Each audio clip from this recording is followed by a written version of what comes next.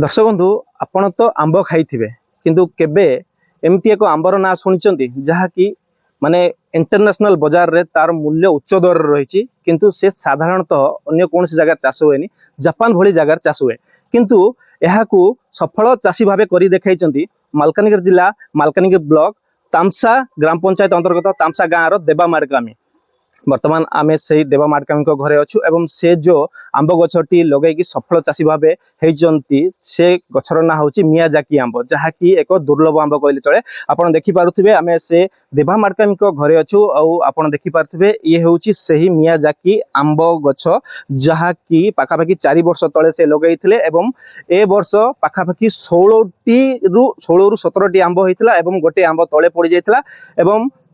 16टी आंब सफल भाव से चाष करिसेंती एवं गोटे गोटे आंब पाखापाखि केजी रु ऊर्ध भी हो पारे कम भी हो पारे किंतु आर मूल्य इंटरनेशनल बाजार रे पाखापाखि 2 रु 3 लाख टंका अच्छी बोली जहाँ जना पड़ुछि किंतु यह मालकानगिरी जिले में देखा साधारण कथा नुहे जेहेतु यही आंब यही एरिया रे किए भी चाष करूना एवं आर जो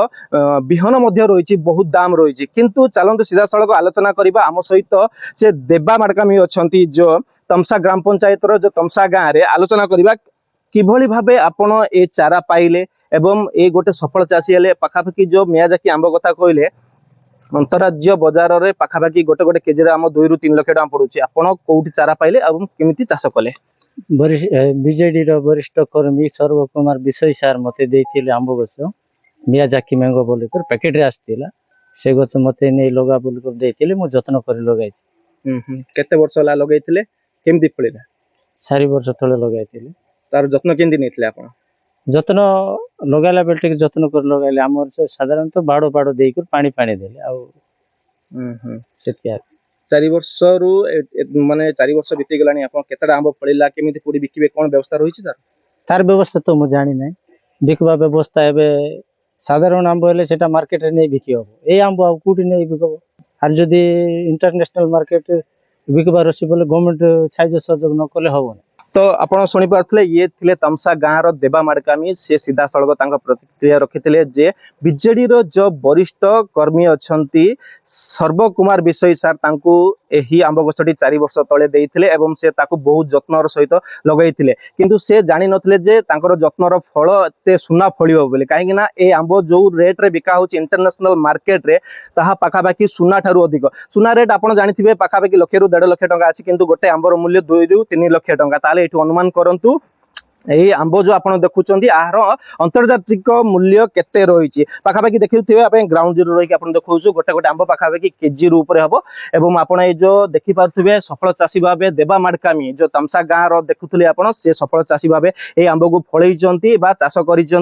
सब बड़ कथा रहा यही जो आंब चाष कर 16 गोटी आंब से माने गछरे जो फली ताकू से बिकिब केमी गोटे प्रश्नवाची सृष्टि होती से सीधा सड़क सरकार को अनुरोध करी यही आंब को माने सठिक दर में बिकबार अच्छे ताले सरकार तांको साहाय्य करिवार अछि यदि सरकार तांको साहाय्य न करिवे ताहले तांके एही आंब को सठिक दर में माने बिकि पारिबेनी। तो आलोचना करिवा हम सहित सर्व कुमार विषय सार अछंती जे कि एही देवा मार्कामी भाई को एही आंब गछ चारा देथिले आलोचना करिवा। आज्ञा आपन फोकस प्लस सु स्वागत। तो कोन भाबी कि एही जो चाराटा आपन देवा भाई को देथिले चाष करिवा पे तो आमे जेते बेले जो यार वीडियो गुड़ा को देखिलु जे ए आंब बहुत दामी आंब मियाजाकी आंब हेले एई चारा कोठी मिलिबो आ से समय रे आमे सर्च कला परे गोटे माने एग्रीकल्चर पर गोटे कंपनी काम करथिला जीएनपीएल मु तांको सहित जोगाजोग कली आउ मु प्राय 3टा गछ मगाइथिली गोटे फुलवाणी रे देइथिली आउ गोटे खरदा रे देइथिली हेले आउ गोटे हमर देवा भाई मालकानगिरी तामसा रे देइथिली किंतु बाकी लोक माने गचर जत्न नहीं थे ना सेटाकार माटी साथ देलानी आउ से गुड़ाक एपर्यंत फलिनी किंतु देवा भाई पाखरे आज आमे देखुछु जे गोटे गोटे आंब गोटे गोटे केजी आकार फलिकी अच्छी आउ गोटे मोर इच्छा थिला जे विदेशी गोटे गछ चारा आम मालकानगिरी माटी रे होउची कि नाही ताकू परीक्षा करबा निमंते मगाई देइथिली किंतु मु आज देवा भाई धन्यवाद देवी गोटे छुआ भलिया से गछ को जत्न कले आउ आज सफल कर देखाई अछंती जे सुंदर भाव बाड़े विदेशी मियाजाकी आंब फली अच्छी तेबे मु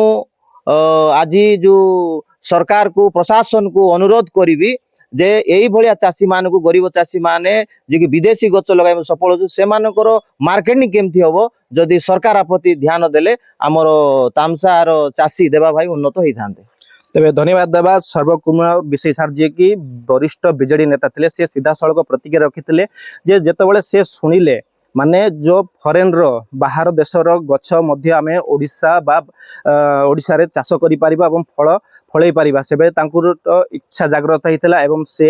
ମାନେ ଗୁଗଲରୁ କ'ଣ ସର୍ଚ୍ଚ କରିକିନା ଅର୍ଡର କରିଥିଲେ ଏବଂ ଗଛ ଆସିଥିଲା ଯେତେବେଳେ ତିନିଟି ଜାଗା ଦେଇଥିଲେ ଗୋଟେ ଭୁବନେଶ୍ୱର ଗୋଟେ ଫୁଲବାଣୀ ଗୋଟେ ମାଲକାନଗିରି କିନ୍ତୁ ଦୁଇଟି ଜାଗାରେ ସେ ଅସଫଳ ହେଇଥିଲେ ଏବଂ ଯେତେବେଳେ ଦେବା ମାଡକାମୀ ତାମସା ଗାଁର ଦେବା ମାଡକାମୀକୁ ଏ ଗଛଟି ଦେଇଥିଲେ ଦେବା ମାଡକାମୀ ନିଜର ଘରର ସଦସ୍ୟ ହିସାବରେ ଯୋଉ ଆମ୍ବ ଗଛଟିକୁ ଯତ୍ନ କରିଥିଲେ ଏବଂ ଯାହା ଫଳରେ ଆଜି ସେ ଗୋଟେ ସୁନା ଫଳିଛନ୍ତି କହିଲେ ଚଳେ ଦେଖିପାରୁଥିବେ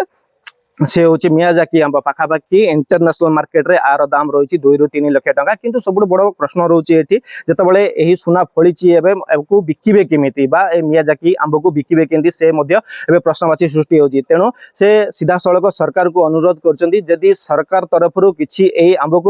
ବିକିବାର ବ୍ୟବସ୍ଥା କରାଯାଏ ତାହେଲେ ସେ ସଫଳ ଭାବେ ଏ ଆମ୍ବକୁ ବିକି ପାରିବେ ଏବଂ ଏ ଆମ୍ବ ମାଲକାନଗିରି ଜିଲ୍ଲାରେ ଫଳିଛି ଏବଂ ଆଗକୁ ମଧ୍ୟ ଏଇ ଯୋଉ ଚାଷକୁ ଦେଖିକିନା ଅନ୍ୟ ଚାଷୀ ମାନେ ମଧ୍ୟ ପ୍ରେରିତ ହେଇକି ଆଉ ଚାଷ ମଧ୍ୟ କରିବେ ବୋଲି ସେ ସିଧାସଳଖ ପ୍ରତିକ୍ରିୟା ରଖିଛନ୍ତି ତେବେ ଦେଖିବାକୁ ବାକି ରହିଲା ଏହି ଖବର ପ୍ରସାରଣ ପରେ ସରକାର କେତେ ଏହି ଦେବା ଭାଇ ଯୋଉ ଚାଷ କରୁଛନ୍ତି ଆମ୍ବ ପ୍ରତି ଉତ୍କୃଷ୍ଟ ଦେଖାଉଛନ୍ତି ଏବଂ ଇଣ୍ଟରନ୍ୟାସନାଲ ମାର୍କେଟରେ ଆକୁ ବିକିବା ପାଇଁ ବ୍ୟବସ୍ଥା କରୁଛନ୍ତି। ମାଲକାନଗିରି ବ୍ଲକ ତାମସା ଗ୍ରାମ ପଞ୍ଚାୟତ ଅନ୍ତର୍ଗତ ତାମସା ଗାଁରୁ ସତ୍ୟନାରାୟଣ ପ୍ରଧାନଙ୍କ ରିପୋର୍ଟ ଫୋକସ ପ୍ଲସ୍।